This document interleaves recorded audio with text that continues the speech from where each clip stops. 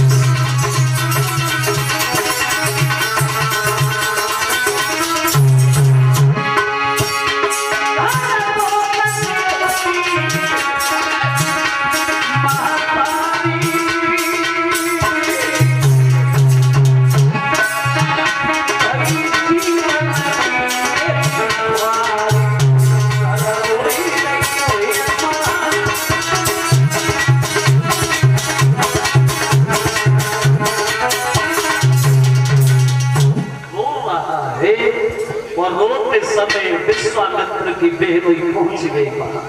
अजीगर ब्राह्मण काय गुरु रहे और रोहितास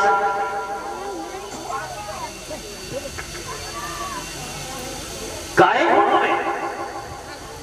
रोहितास कहने लगे महाराज वरुण हमें जान से मार देना चाहते हैं, एक काम करो तुम्हारे घर में तुम्हारे 3 लड़का है, वो 3 लड़कों में से एक लड़का को बेच लो और एक के बदले में हम तुम्हें 100 गाय दे देंगे, वो अपने बदले में तुम्हारे बच्चे को वरुण के एक में चढ़ा देंगे। जब ये कहा कि एक के बदले में 100 गाय मिल रही है तो अजीकृत लोगों में फंसे, सोचने लगे 3 हैं, एक बेच लेते तो फिर भी बने रहेंगे, कौन सी बात है। बोले सुनो रोहित, सबसे बड़ा लड़का हम तुम्हें दे नहीं पाएंगे, वो हमें बहुत ज्यादा प्यारा। फिर इनकी माँ से पूछो तो माँ ने ये कह दिया हम सबसे छोटा लड़का नहीं दे पाएंगे, हम उसकी तरह नहीं दे पाएंगे।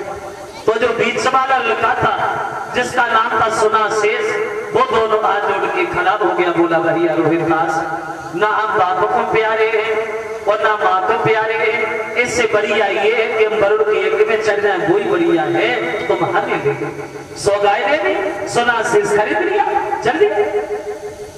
देखिए वैसे माता पिता के लिए संतान तो बराबर होती है, चाहे घर में 1 लड़का हो चाहे 10 लड़का हो, लेकिन ये प्रकृति का कुछ ऐसा नियम होता है, या तो माता पिता का प्यार सबसे बड़े लड़का से हो तो या सबसे छोटे लड़का से हो।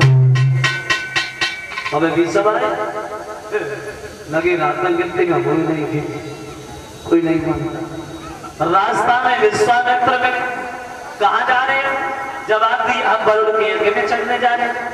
कहने लगे बड़ा गलत किया हमारे बहनों, ये चलो हम भी चलते हैं। वरुण का यज्ञ हुआ, बच्चा चलाने का जब नंबर आया तो विश्वामित्र ने वरुण की बार-बार विनती करने के बाद अपने भांजे को उनसे मांग लिया। रोहितास को भी बचा लिया और सुनाशीष को भी बचा लिया और वरुण का यज्ञ ऐसे ही कर दिया गया वहां। तब कहीं हरिश्चंद्र को रोग से छुट्टी ले ली। तो ऐसे थे ये राजा जो कह करके बदल जाने वाले थे। अब देखिए जब बोल लगे हुआ, अब तो हरिश्चंद्र का नियम ही बदल गया। कोई दिन नहीं जाता है जिस दिन हरिश्चंद्र घर में यज्ञ न करते हो, हवन न करते। कोई इनके द्वार पे आता है जो मांगता है, बिना सोचे समझे हरिश्चंद्र से वही दे देते हैं। इतना बड़ा नाम होगा, इतना बड़ा नाम होगा, घर घर में चर्चा होने लगी। राजा हो तो हरिश्चंद्र जैसा हो, उसके बराबर तो दुनिया में कोई राजा ही नहीं है। इतना बड़ा नाम जो लोग इनके पीछे पड़ गए, बदनाम करने लगे।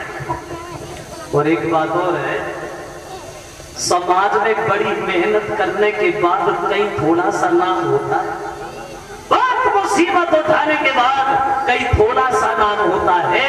और जब नाम हो जाए तो लोग उसके पीछे पड़ जाते हैं, उसे बदनाम करने लगते हैं। क्यों?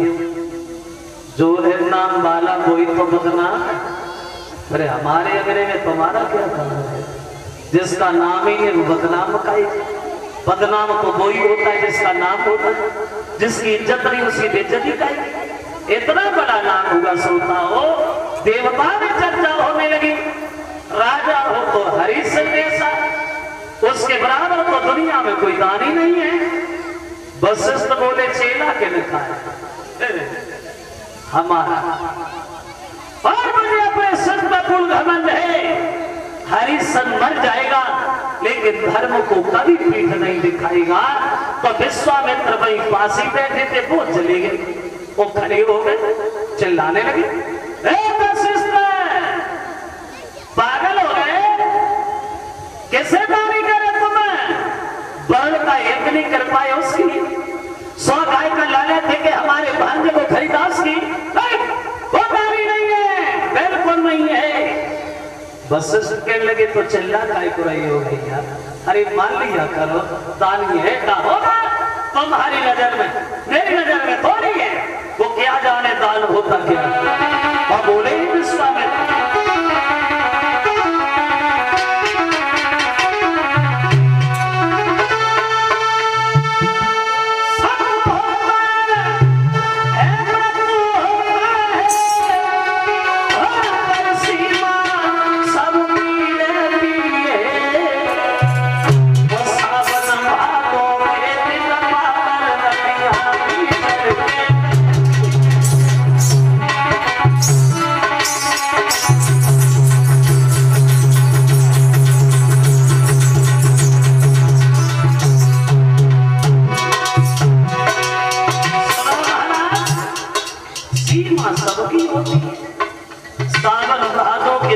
नदियों में उफान आ जाए तो वो नदियां समुद्र थोड़ी हो जाती है।